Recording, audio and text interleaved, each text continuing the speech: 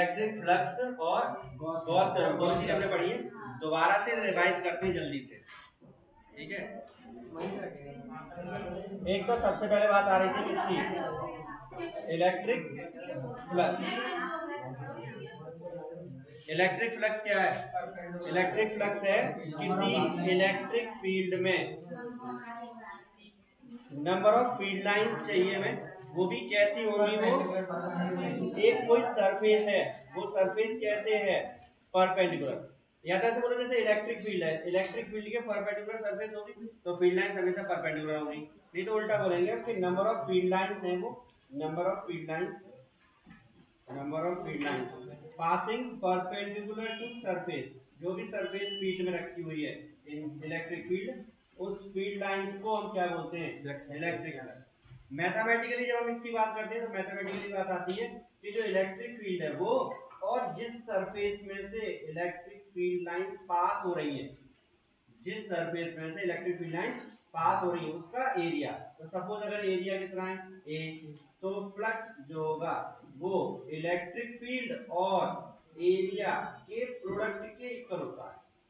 Flux किसके equal होगा, electric field और एरिया के प्रोडक्ट के इक्वल। लेकिन एरिया कौन सा है, एरिया है जो परपेंडिकुलर, एरिया कौन सा है जो परपेंडिकुलर होगा। इस बात के लिए फिर से दोबारा से इलेक्ट्रिक फील्ड ये है हमारे पास, कोई भी सरफेस यहाँ रखी हुई थी तो हमें दिख रही है क्लियर कैसी है, परपेंडिकुलर दिख रही है।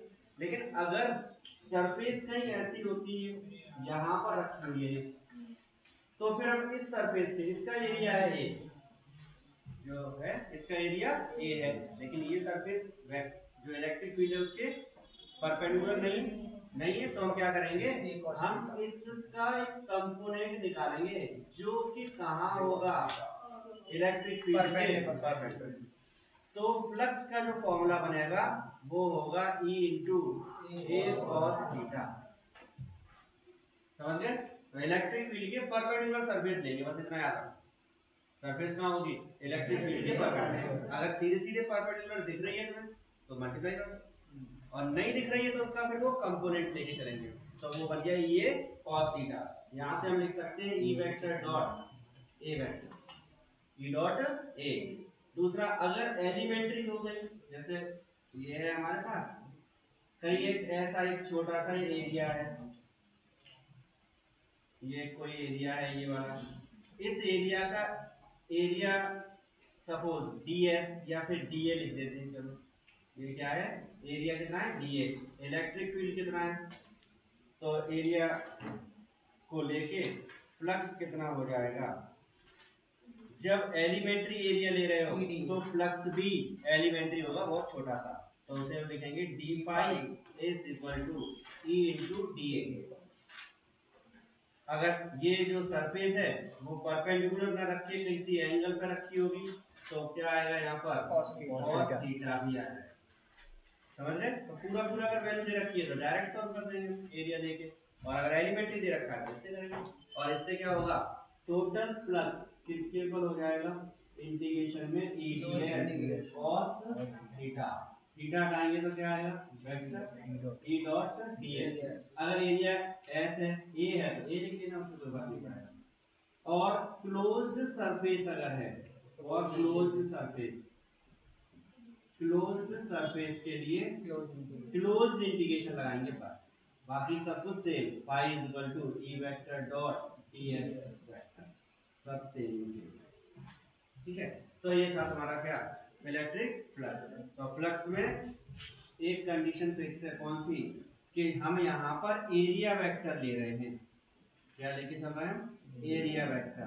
और एरिया वेक्टर जो होता है नॉर्मल, वैसे तो फॉर्मूला जो होगा एरिया का वो तो वही रहेगा, अगर स्क्वायर आ गया तो साइड स्क्वायर रेक्टेंगल आ गया, l into b, वो सेम फॉर्मूला है। लेकिन क्या चीज है इसमें, वेक्टर। तो एरिया की डायरेक्शन चाहिए हमें, क्या चाहिए, डायरेक्शन। और डायरेक्शन कहाँ होगी, परपेंडिकुलर टू द सरफेस या प्लेन ऑफ द सरफेस, जो भी सरफेस है उसके परपेंडिकुलर।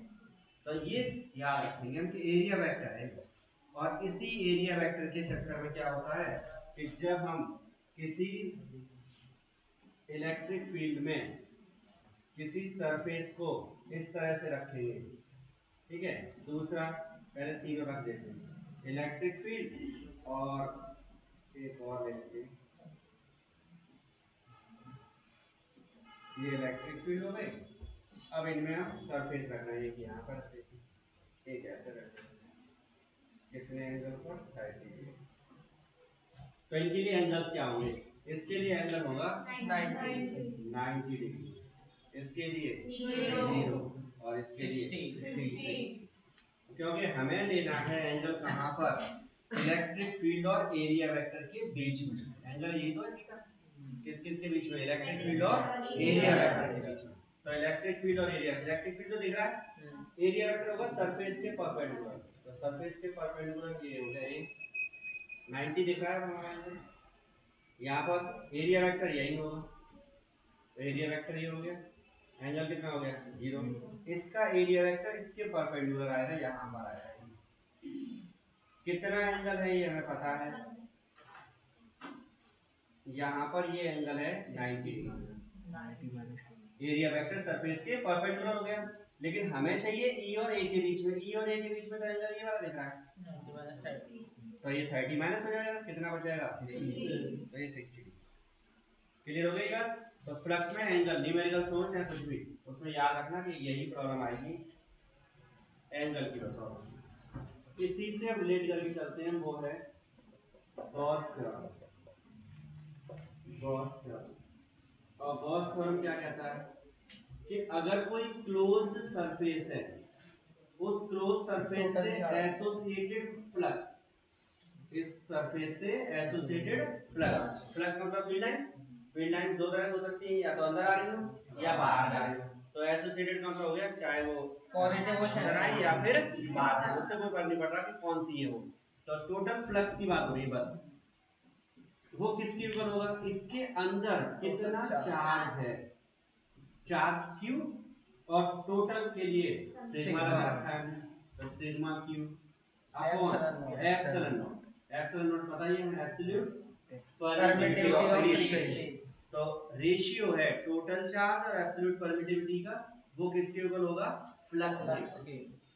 कुछ बुक्स में ऐसे भी लिखा हुआ है Q in upon epsilon not, तो वो भी वही है, Q इन का हो गया इसके अंदर टोटल चार्ज बता दो और अपॉन एप्सिलॉन, वो एक ही कांसेप्ट है, कोई डिफरेंस नहीं।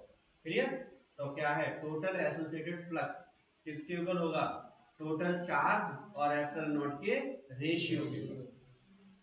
समझ गए, टोटल चार्ज और एप्सिलॉन नॉट के रेशियो के ऊपर। इसका प्रूफ भी कर देते हैं, सिंपल सा प्रूफ है, और प्रूफ के बेस पर ही हम एप्लीकेशन पार्ट पढ़ेंगे इसका। प्रूफ के लिए क्या करेंगे, हम एक पॉइंट चार्ज ले लेते हैं Q, O पॉइंट पे रखा हुआ है, यहाँ से R डिस्टेंस पर एक पॉइंट कोई भी ले लेते हैं P, ठीक है। इस पर हमें एक तरह समझो तो फ्लक्स कैलकुलेट करना है। तो फ्लक्स का फॉर्मूला क्या है, फ्लक्स का फॉर्मूला अभी अभी पढ़ा हमने, क्लोज इंटीग्रेशन में E vector dot ds, close integration हटाएंगे तो क्या आएगा, cos थीटा आ जाएगा। सही है। हमें चाहिए इलेक्ट्रिक फील्ड, इलेक्ट्रिक फील्ड हम जानते हैं, electric field due two point charge क्या होता है, ड्यू टू पॉइंट चार्ज। तो पॉइंट चार्ज के लिए इलेक्ट्रिक फील्ड का फॉर्मूला है E is equal to kq over r square। Direction भी याद है, पॉजिटिव चार्ज है तो पॉजिटिव टू पॉइंट, ये इलेक्ट्रिक फील्ड की डायरेक्शन भी पता है। अब हमें क्या करना है, क्योंकि हमें गॉस थ्योरम यूज करनी है, तो उसके लिए हमें चाहिए गॉसियन सरफेस। क्लोज सरफेस के लिए क्या होगा, यहाँ तो भाई क्लोज सरफेस तो चाहिए, तो हम बनाएंगे, और वो इमेजिनरी होगी, वो हम सोच के चलेंगे। हमने क्या किया, इस सेंटर कंसीडर कर लिया, इसे r रेडियस का यहाँ पर एक गॉसियन सरफेस कंसीडर, ठीक है। कैसा सरफेस है वो, स्फेरिकल। कैसी सरफेस है, स्फेरिकल। तो स्फेरिकल गॉसियन सरफेस लेके चलेंगे हम। अब इस सरफेस पर एक छोटा सा पोर्शन ले लो यहाँ पर ds, तो ds का जो एक डायरेक्शन होगी वो कहाँ होगी, इस सरफेस के परपेंडिकुलर, तो ये हो गई ds। तो दोनों के बीच में एंगल कितना हो गया, 0, तो cos 0 आएगा हमारे पास, तो cos 0 आ जाएगा, कितना आएगा, क्लोज्ड इंटीग्रेशन ds, cos 0 की वैल्यू और 0 कितना हो गया 1, तो ये फ्लक्स आ गया। सही है। इलेक्ट्रिक फील्ड का फॉर्मूला रखेंगे हम, तो वो है के क्यू ओवर और इनटू किसके रेस्पेक्ट हो रहा है ds, तो इस के क्यू अपॉन आर स्क्वायर को बाहर निकाल, के क्यू अपॉन आर स्क्वायर बाहर निकल गया, अंदर बचा कितना ds, ds क्या है 4 पाई r, area of Gaussian surface, और गॉसियन सरफेस क्या है स्फेरिकल, स्फीयर का एरिया 4 पाई r स्क्वायर, 4 पाई r square, r radius, k की वैल्यू पता है हमें 4 पाई एप्सिलॉन और q upon r square, 4 pi और r स्क्वायर खत्म, तो क्या बचा q अपॉन एप्सिलॉन, फ्लक्स की जो वैल्यू है वो है q अपॉन एप्सिलॉन, यही क्या है गॉस थ्योरम। तो गॉस थ्योरम सॉल्व करने के लिए फ्लक्स की डेफिनेशन लिखते रहेंगे, उसमें इलेक्ट्रिक फील्ड लगा देंगे k q upon r square, और अगले 4 डेरिवेशन हम जो कर रहे हैं अब उन चारों का प्रोसीजर यही है, उसमें हम स्फेरिकल गॉसियन सरफेस ही लेंगे, और स्फेरिकल लेंगे तो थीटा 0 ही आएगा, स्फेरिकल गॉसियन सरफेस लेंगे तो थीटा कितना आएगा 0, तो वो कंफ्यूजन कुछ नहीं, सीधे सीधे समझ, ठीक है। अब इसका हमें पढ़ना है एप्लीकेशन, तो ये तो था तुम्हारा कल का रिवीजन। अब देखो एप्लीकेशन देखो, और एक एप्लीकेशन अगर हम ढंग से पढ़ लेंगे पहली वाली, तो उससे अगली 3 हो जाएंगी लगभग लगभग, थोड़ा सा बचेगा बस, तो 4 डेरिवेशन करनी है और एक पढ़ेंगे बस। पहला है हमारे पास, हमें कैलकुलेट करना है electric field, electric field due two point charge. वैसे इसका डेरिवेशन कर चुके हो तुम लोग है ना, फोर्स के बेस पर निकाला था, अब हमें से गॉस थ्योरम के बेस पर इसका क्या करना है डेरिवेशन करना है। तो देखो सबसे पहले कंसीडर कर लेते हैं, ये हमारे पास है पॉइंट चार्ज है, क्यू चार्ज है, ओ पॉइंट पे रखा है, इससे स्मॉल r डिस्टेंस पर एक पॉइंट है p, और इस पॉइंट पर हमें फील्ड कैलकुलेट करना है, ठीक है। तो कहां पर p पॉइंट, कहां से q चार्ज से कितनी डिस्टेंस पर r डिस्टेंस पर हमें फील्ड निकालना है, फील्ड निकालना है गॉस थ्योरम को यूज करेंगे, और गॉस थ्योरम में क्या चाहिए हमें क्लोज्ड सरफेस। हम सरफेस हमेशा ऐसे लेके चलते हैं सिमेट्रिकल, मतलब जहां चार्ज रखा है या जो भी चीजें हैं वो सब सिमेट्रिकल हो, ऐसा नहीं हो सकता था गॉसियन सरफेस को हम कहें सर इसके ऊपर एक क्यूब बना दो, क्यूबॉइड ले लो, कुछ भी सिलेंडर ले लो, तो गड़बड़ हो जाएगी। स्फीयर लेंगे तो स्फीयर का कांसेप्ट फिक्स है कि स्फीयर जब हम लेंगे तो इससे r डिस्टेंस पर यहां पर एक स्फेरिकल गॉसियन सरफेस लेंगे, तो अब ये कंडीशन हो गई कि इससे इक्वल डिस्टेंस पे सब कुछ, तो सिमेट्रिकल होने के लेने के लिए हम क्या करते हैं, इस समय क्या लेके चल रहे हैं स्फेरिकल गॉसियन सरफेस, यहां पर एलिमेंट्री छोटा सा पोर्शन ले लेते हैं ds, एरिया वेक्टर कहां होगा परपेंडिकुलर सरफेस, तो सरफेस के परपेंडिकुलर हो गया ds वेक्टर, इलेक्ट्रिक फील्ड कहां होगा पॉजिटिव टू पॉइंट, तो पॉजिटिव टू पॉइंट ये चले जा रहे हैं, दोनों की डायरेक्शन सेम, तो थीटा कितना आ गया 0, तो अभी मैंने बोला था कि गॉसियन सरफेस होगी वहां पर eds के बीच में जो एंगल होगा वो 0, तो ये फिक्स है। अब गॉस थ्योरम यूज करते हैं, we know that by Gauss theorem, Gauss theorem क्या कहते हैं वो, phi is equal to summation sigma Q over epsilon, phi का फॉर्मूला पता है तुम्हें, क्लोज इंटीग्रेशन में E vector dot ds is equal to sigma Q over epsilon, ठीक है। क्लोज इंटीग्रेशन में आ जाओ, ई ds थीटा कितना है 0, सही है, और इधर sigma Q over epsilon, cos 0 की वैल्यू 1, ई को बाहर निकालो एरिया के तो रेस्पेक्ट इंटीग्रेशन हो जाएगा, ई बाहर अंदर कौन बचा ds, और इधर क्या है सिग्मा क्यू ओवर एप्सिलॉन, ई तो ये आ गया ds, फिर वही 4 पाई इसका पूरा एरिया, कितना एरिया है 4 पाई r स्क्वायर, इक्वल में आ जाओ, सिग्मा क्यू क्या है सरफेस के अंदर चार्ज, तो सरफेस के अंदर चार्ज तो क्यू लिख दे क्यों, और अपॉन में क्या आएगा एप्सिलॉन, 4 पाई r स्क्वायर का डिवाइड, और e की वैल्यू कितनी आएगी 1 upon 4 pi epsilon not q over, देख लो डिवाइड सही है, 4 पाई एप्सिलॉन नॉट के और आर स्क्वायर है, नीचे देखो 4 pi epsilon not into R square, 4 pi epsilon not into, और ऊपर कौन है क्यू, तो वही फॉर्मूला है के क्यू अपॉन आर स्क्वायर। समझ गए? सिंपल सा डेरिवेशन है, गॉस थ्योरम लगाओ, उसके बाद डॉट हटाएंगे, cos 0, cos 0 की वैल्यू 1 हो गई, e बाहर आ गया, ds की वैल्यू पुट करो आंसर। सही है?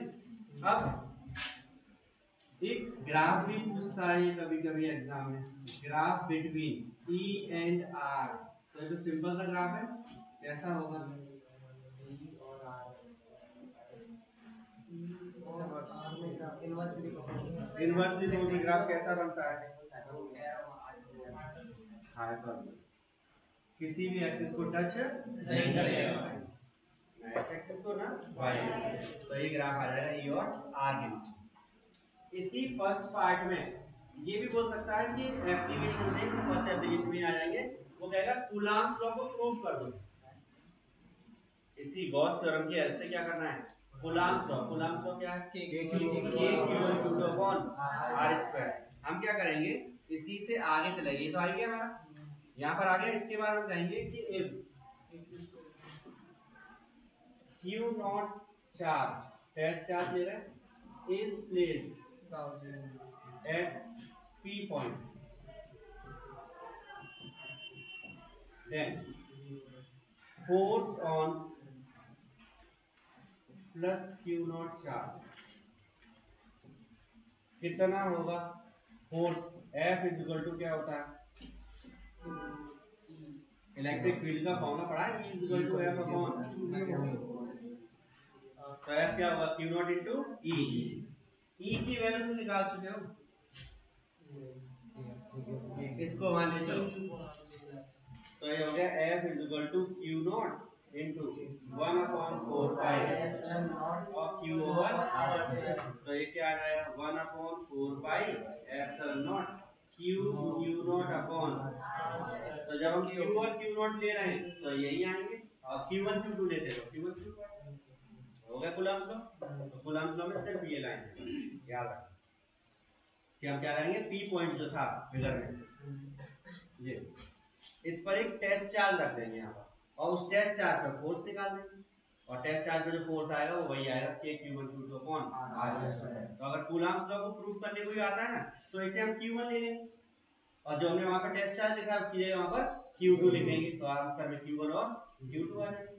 इलेक्ट्रिक फील्ड पूछा था, करी थे, समझ गए बात को? तो कूलम्ब्स लॉ भी प्रूव कर सकते हैं किस तरह से, P पॉइंट पर चार्ज, उस चार्ज पर फोर्स निकालो और उस फोर्स से कूलम्ब्स लॉ। हो गया क्लियर? तो डेरिवेशन समझ लो, सिंपल सा डेरिवेशन है। तो अब इसके अगले में चलेंगे, थोड़ा सा काम बढ़ेगा, लेकिन स्टार्टिंग यही है, करना यही है जो हमने अभी किया है। एक तो गाउसियन सरफेस कंसीडर करनी होगी हमें, गाउसियन सरफेस के बाद चार्ज के हिसाब से डायरेक्शंस ले लेंगे, और डायरेक्शन के हिसाब से एंगल, और फिर सॉल्व। ठीक है? तो स्फेरिकल गाउसियन सरफेस में तो कोई प्रॉब्लम है नहीं, वहां तो मैंने बोल ही दिया कितना रहेगा, जीरो, तो वहां कोई प्रॉब्लम नहीं है। अब चलते हैं सेकंड पार्ट में, सेकंड एप्लीकेशन, इलेक्ट्रिक फील्ड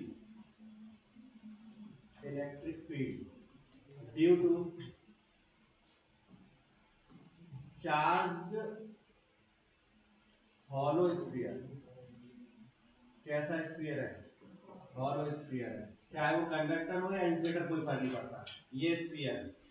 ठीक है? इस स्फीयर को अगर हम चार्ज देंगे, इसके अंदर तो कुछ है नहीं, खाली पड़ा है, अंदर खाली है, बाहर भी कुछ नहीं है, यहाँ पर है ना, तो अब क्या करना है हमें, हम इसे चार्ज देंगे तो वो चार्ज कहाँ पर होगा? इसकी सरफेस पर, चार्ज इसकी सरफेस पर होगा, चार्ज अंदर जीरो, बाहर भी जीरो, तो कहाँ पर है? केवल सरफेस। थर्ड जो एप्लीकेशन है, इसी जो electric field due to charge conductor sphere, वो डेरिवेशन भी सेम यही डेरिवेशन है, चाहे तो वो चार्ज हॉलो स्फीयर पूछे और चाहे चार्ज कंडक्टर स्फीयर पूछे, डेरिवेशन सेम। रीजन क्या है? कंडक्टर को भी जो हम चार्ज देते हैं वो चार्ज उसकी सरफेस पे डिस्ट्रीब्यूट होता है, अंदर डिस्ट्रीब्यूट नहीं होता, तो अंदर चार्ज जीरो। तो चाहे कंडक्टर स्फीयर हो चाहे हॉलो स्फीयर हो, दोनों का रिजल्ट या दोनों का डेरिवेशन सेम ही होगा। तो सेकंड हमें करना है, थर्ड तो अपने आप ही हो गया, करना तो एक ही पड़ेगा हमें। अब लेकिन अभी इससे पहले हमने किया पॉइंट चार्ज, तो पॉइंट चार्ज में तो कोई प्रॉब्लम ही नहीं थी हमारे पास में, पॉइंट चार्ज तो इतना छोटा सा है, इसके अंदर बाहर का कोई सिस्टम है ही नहीं कुछ भी। लेकिन जब हम स्फीयर में चलते हैं तो इस स्फीयर के लिए हमारे पास 3 पॉइंट्स बनेंगे। कहाँ? एक, यहाँ से हम पी पॉइंट को कहाँ ले सकते हैं? बाहर, तो एट आउटसाइड, आउटसाइड पॉइंट है ना। एक हो सकता है कि एक कहाँ हो? अंदर, पी पॉइंट अंदर ले सकता है कोई, तो इसे हम बोल देंगे कैसा है ये? Inside point. कहाँ पर है ये? अंदर, इनसाइड पॉइंट। एक कंडीशन ये हो सकती है कि वो यहाँ पर हो, सरफेस, तो पी पॉइंट कहाँ पर हो सकता है? सरफेस। तो 3 फील्ड कैलकुलेट कर लें, कंडक्टर स्फीयर हो चाहे हॉलो स्फीयर, उसके लिए कितने निकालें? 3। कौन से? एक फील्ड निकालेंगे बाहर, एक सरफेस पे और एक अंदर, समझ रहे? कंडक्टर या हॉलो दोनों के लिए क्या करना है हमें? 3 फील्ड निकालने हैं। कहाँ पर? बाहर, सरफेस पर, 3 निकाल लें। अब चलते हैं, पहले चलते हैं बाहर वाले, फिर सरफेस पे आएंगे, फिर अंदर आएंगे। तो पहले कहाँ चलना है हमें? बाहर। तो फर्स्ट पार्ट ले लेते हैं, एट आउटसाइड पॉइंट।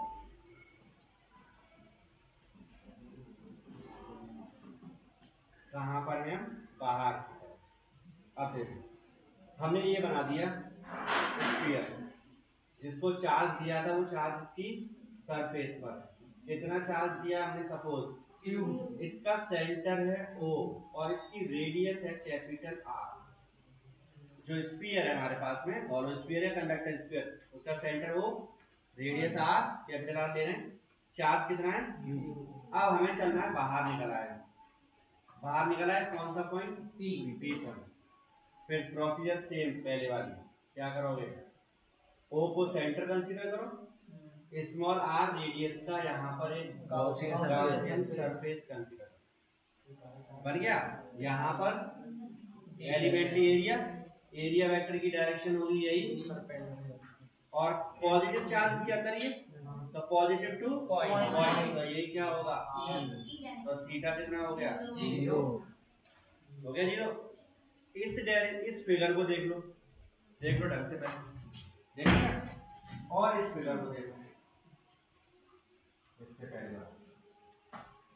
दोनों में कोई डिफरेंस नहीं है, क्योंकि गाउसियन सरफेस, सही है, गाउसियन सरफेस के अंदर चार्ज Q है, और उस पॉइंट से, सेंटर से डिस्टेंस कितनी है? R, थीटा कितना है? 0। यही सब कुछ यहाँ है। गाउसियन सरफेस के अंदर चार्ज Q, सेंटर से डिस्टेंस R और थीटा 0, तो रिजल्ट सेम आएगा। मतलब E आउट, डेरिवेशन कर नहीं रहे, अपने आप करोगे।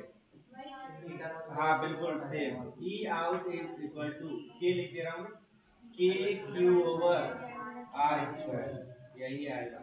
सेम डेरिवेशन है पॉइंट 4 वाला, कोई डिफरेंस नहीं, वही की वही कॉपी करेंगे, समझ रहे? क्योंकि जब तुम फॉर्मूला वहां पर रखना शुरू करोगे कहीं भी, इसे जैसे ये डॉट हटाएंगे, थीटा आएगा, cos 0 रहेगा, cos 0 की वैल्यू 1 हो जाएगी, ds की वैल्यू, वहां भी रेडियस आ रही है उसकी भी, तो 4 पाई r स्क्वायर आएगा। अब उसके अंदर भी चार्ज कितना है? q, तो सेम रिजल्ट आएगा, सेम यही डेरिवेशन, यही पूरा का पूरा दोबारा से लिखना है, समझ रहे? कहां पर आ रहे हो तुम? बाहर। अब बाहर से थोड़ा अंदर आ जाओ, सरफेस, कहां पर आएंगे हम? सरफेस पर, तो सेकंड एट सरफेस, सरफेस पे आ जाते हैं। सरफेस पे आएंगे तो ये हमारे पास है हॉलो स्फीयर, ठीक है, इसका ये सेंटर और इसकी रेडियस कितनी है? r, और चार्ज कितना है? q। अब p पॉइंट कहां लोगे इसकी? सरफेस पे, यहां पर p पॉइंट ले लिया हमने सरफेस पे। तो करते क्या है, r रेडियस लेंगे, इसको सेंटर लेंगे, और यहीं पर क्या ले लेंगे हम? सरफेस। जब सरफेस उसी जगह ले लेंगे तो इसका मतलब हुआ स्मॉल r कैपिटल हो गया r, तो e सरफेस का डेरिवेशन अगर आए तो डेरिवेशन करना, नहीं तो डायरेक्ट लिखना 1/4 pi epsilon q upon r। बड़े आगे छोटे की जगह बड़ा होगा, सेम डेरिवेशन भाई जो उसमें हमने डेरिवेशन किया उस डेरिवेशन में हमने स्मॉल आर लिखा था यहाँ पर। जब हम इसे करेंगे तो यहाँ पर कैपिटल आर लिखेंगे, आंसर में कैपिटल आर है। अगर आउट साइड और इनसाइड और सरफेस सब एक ही क्वेश्चन में मर्ज करके दे रखे हो तो डायरेक्ट लिख सकते हो जो मैंने लिखा है at surface small R is equal to capital R. लेकिन अलग से उसने सरफेस पूछ लिया है तो यही डायरेक्शन करेंगे, सीधा फॉर्मूले में ही आर स्क्वायर या कैपिटल दो नंबर नहीं देगा। तो इसमें डायगोनल पूछ ले तो अभी आएंगे, 2 नंबर चाहिए तो उसके लिए स्मॉल आर कैपिटल आर की इक्वल करके थोड़ी कर सकते हैं। तो हम फिगर भी बनाएंगे, लैंग्वेज भी लिखेंगे। हाँ तुम एक काम कर सकते हो, ये भी मत बनाओ, तुम सीधे आउटसाइड वाले को ड्राइव करो और at surface small R is equal to capital R करके लिख तो भी आ जाएगा। सिमिलरली समझ रहे हैं? अब बात आ जाती है सी पॉइंट पर और अब चलते हैं कहां पर, एट इनसाइड। इनसाइड चलते हैं। ये हमारे पास है कंडक्टर स्फीयर, चार्ज कितना है इसके पास q, रेडियस इसकी r, सेंटर o। अब p पॉइंट कहां लेना है तुम्हें, अंदर। p पॉइंट को अंदर ले लेते हैं, ये p पॉइंट ले लिया। कितनी डिस्टेंस पर है r, r o को सेंटर कंसीडर करो, स्मॉल r रेडियस का गाउसियन सरफेस एरिया। तो गाउसियन सरफेस का जब डेरिवेशन करोगे तो उसमें सिग्मा क्यू की वैल्यू रखोगे। फिगर में देखो सिग्मा क्यू 0, क्योंकि गाउसियन सरफेस के अंदर 0 है। ये बात कल ही हो चुकी है कि गाउसियन सरफेस जब हम लेते हैं तो उसके बाहर कितना उससे हमें मतलब नहीं, हम कौन सा चार्ज लेते हैं, अंदर वाला। तो इसके अंदर तो कोई चार्ज है ही नहीं, क्योंकि हॉलो स्फीयर का चार्ज कहां पर था, सरफेस पे, तो हम सरफेस के अंदर आ चुके हैं। तो सिग्मा क्यू कितना हो गया 0, और जब सिग्मा क्यू 0 हो गया है तो फिर यहाँ पर ये भी 0 आएगा। जब यहाँ 0 आएगा तो इसका काम कुछ बचा नहीं, ये भी कहाँ जाएगा, तो आंसर क्या आएगा 0। तो इलेक्ट सिग्मा क्यू 0 है तो ई इन की वैल्यू भी 0 आएगी। ई इन की वैल्यू भी कितनी आएगी 0। तो electric field inside hollow sphere कैसा रहता है 0, इसलिए उसकी सरफेस पे चाहे कितना भी चार्ज हो वो अंदर चार्ज नहीं आता है। और वही से कांसेप्ट आ रहा था इलेक्ट्रोस्टैटिक शील्डिंग का, कि अगर कोई भी हॉलो केस बना सकते हैं वैसे पूरा का पूरा, उस केस के सरफेस पे चार्ज रहेगा, अंदर चार्ज नहीं आएगा क्योंकि उसके अंदर फील्ड 0 रहता है, सरफेस पर ही चार्ज का डिस्ट्रीब्यूशन होता है। समझ गए? तो 3 डायरेक्शन हुए, आउटसाइड में kq/r², सरफेस पे small r capital R equal हो जाएगा, और अंदर कितना हो गया 0। समझ गए? इसका फिगर बना देते हैं, यानी ग्राफ किस किस के बीच में बनाओगे, graph between E and R। मैं फॉर्मूला लिख देता हूँ तीनों, E out is equal to kq/r², E surface बोलो kq/R², और E in 0। केवल ये जो है वो प्रोपोर्शनल है, इसको देखेंगे तो ये क्योंकि इसमें स्मॉल r है ही नहीं तो स्मॉल r पे डिपेंड करेगा ही नहीं, और ये कितना है 0। तो इन तीनों को कंबाइन करके ग्राफ बना देते हैं। ये हमारे पास है स्मॉल r, ये हो गया इलेक्ट्रिक फील्ड, ये सेंटर, और उस स्फीयर का सेंटर है, ठीक है, जिसके लिए हमें इलेक्ट्रिक फील्ड कैलकुलेट करना है। जैसे सपोज ये इसका सेंटर है और ये इसका ये स्फीयर बना दिया, तो अब क्या होगा, सेंटर पर फील्ड कितना है 0, E इन 0 आए, कहां से, सरफेस तक पहुंच जाओ, तुम यहां तक आ जाओ, तब तक ये फील्ड 0 ही रहेगा। सरफेस तक, सेंटर से लेके और सरफेस तक कितना है 0। सरफेस पे पहुंच के वैल्यू मिलेगी कांस्टेंट, कुछ भी हमें यहाँ पर, ये सरफेस कुछ फील्ड होगा, सरफेस पे कितना होगा नहीं पता, लेकिन इतना है सपोज, तो सरफेस पे ये वैल्यू मिल गई, और सरफेस के बाहर इनवर्सली, तो